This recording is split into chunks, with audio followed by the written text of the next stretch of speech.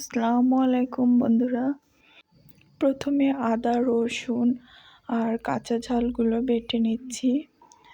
আজ আমি রান্না করব মায়া মাছ জলপাই দিয়ে বেগুন আর সিম চচ্চড়ি। তো তার জন্য মশলার প্রয়োজন, তাই প্রথমে মশলাটাকে বেটে নিলাম সুন্দর করে।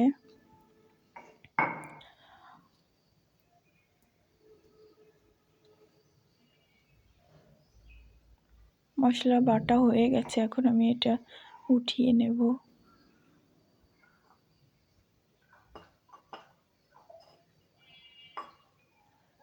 এরপর নিচ্ছি পোস্ত, সরিষা আর জিরা, এগুলোকে ভালোভাবে বেটে নেব।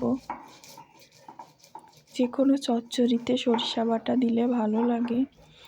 তো আমার মশলাটা বাটা হয়ে গেছে, এখন এটাও নামিয়ে নিচ্ছি। এরপর কড়াইয়ে তেল দিয়ে গ্যাস না জ্বালিয়ে সেই তেলের ভিতর পেঁয়াজ, গুঁড়া মশলা, লবণ, হলুদ, ধনিয়া গুঁড়া দিয়ে একে একে ধুয়ে রাখা সিম, ধুয়ে রাখা বেগুন দিয়ে দেব। দিয়ে ভালোভাবে চটকে নেব। এই সময় অনেকটা নরম হয়ে যাবে। তোমার চটকে নেওয়ার পর বেটে রাখা মশলাটা দিয়ে আবার কিছু সময় চটকে নেব ভালোভাবে।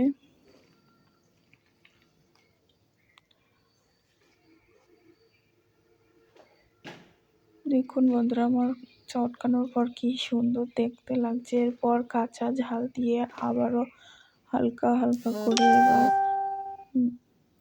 মাখিয়ে নিয়ে এর ভিতর দিয়ে দিচ্ছি পানি, মশলার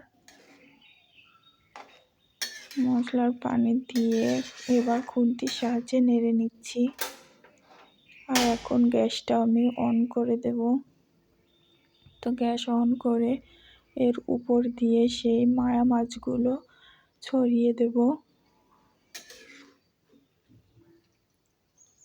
ছড়িয়ে দিয়ে আলতো হাতে একটু নেড়ে চেড়ে দিয়েছি।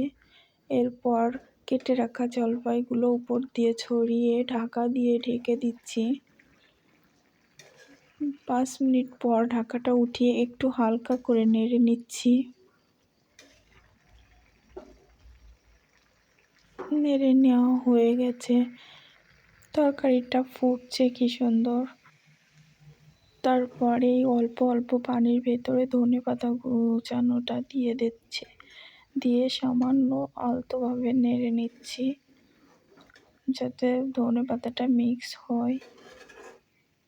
তো বন্ধুরা, আমার ভিডিওটি আপনাদের ভালো লাগলে আমার চ্যানেলটিকে সাবস্ক্রাইব করবেন, লাইক, কমেন্ট, শেয়ার করে আমার পাশেই থাকবেন। তো এবার তরকারিটা আমি নামিয়ে নিচ্ছি। দেখুন বন্ধুরা কি সুন্দর হয়েছে। তো সবাই ভালো থাকবেন। আল্লাহ হাফেজ।